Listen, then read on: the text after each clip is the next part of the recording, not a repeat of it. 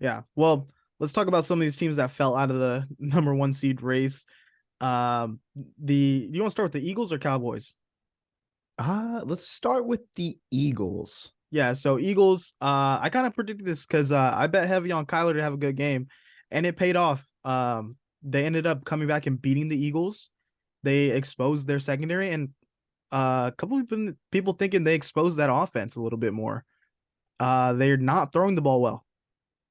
They're not. I mean, it sucks that as an Eagles fan, you're like, okay, we have two of the best wide receivers in the league in Devontae Smith and AJ Brown.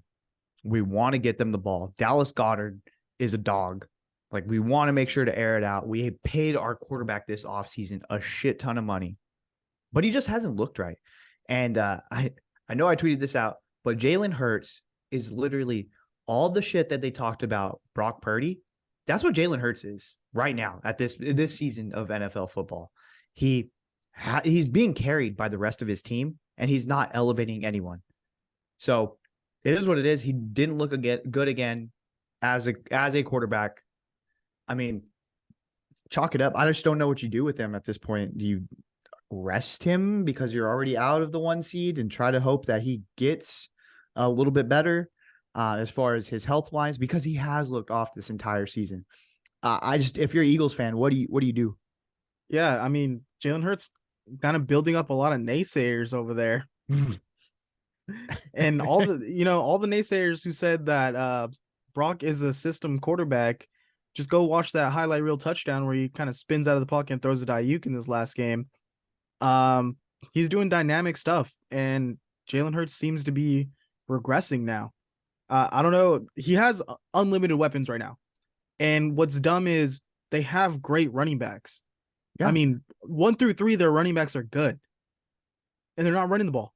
yeah, they should be just force feeding the run, just because they're good at it. If you look at their O line is built for the run. So why not just showcase that ability? Why not bully some teams, play the possession game, get down to the goal line, do a tush push, and that's it. I mean, DeAndre Swift started this year, and everyone was kind of like, "Oh shit, DeAndre Swift, he's a guy." Well, And everyone was like, why the fuck did the Lions do this? Why did they give him up? Like, this is and the Eagles bullshit. decided, let's not keep feeding this guy. And I thought Kenneth Gainwell was going to have a season. I thought he Yeah. was going to be a guy that kind of steps up, and that we just haven't seen it. It The just D, screams incohesive. See, like, it's a first year coordinator. He wants to do hey, we gave you a Ferrari, you got to drive it. And it's like, well, realistically, I'm not a fast car guy. I feel more comfortable in a Toyota Camry, like just running the well, ball. But you gave me this quarterback that's very highly paid. I have to utilize him.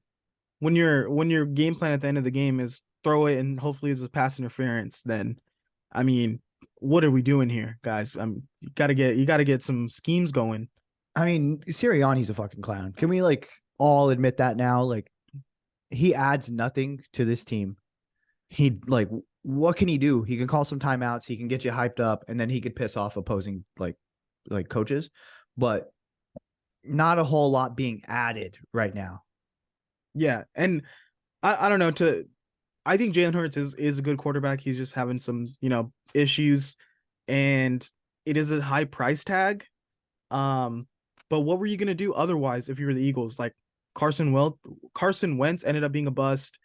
I mean, were you gonna try to find someone in free? Russell Wilson, you almost traded for at a certain point. Maybe you go back to that Russell Wilson thing now because it looks like he's gonna be a little cheap. But would you be surprised if they make a move on Sirianni if this doesn't work out? If they get a first round exit in the playoffs. They had the one seed locked up.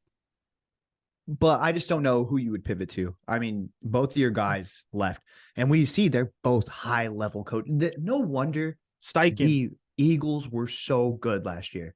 Steichen and Gannon are two top level coaches. Gannon just proved it. He went over there and proved it. Yeah. And Steichen is over here leading this team that no one thought on their backup quarterback. They're in the playoff hunt in week 18. Like, both of these teams are it's the best that yeah, Arizona's tanking, but you can see Gannon is a high level coach. You can see Shane Steichen is a high level coach. And guess what? They both control their side of the ball. That's more than you can say about Nick Sirianni. Yeah, I mean, we're looking at an era now where you have to have a high level coordinator as your coach. There's not a lot of these guys who are just the motivator, just the team builder. Like Ron Rivera, he's going to be out of a job.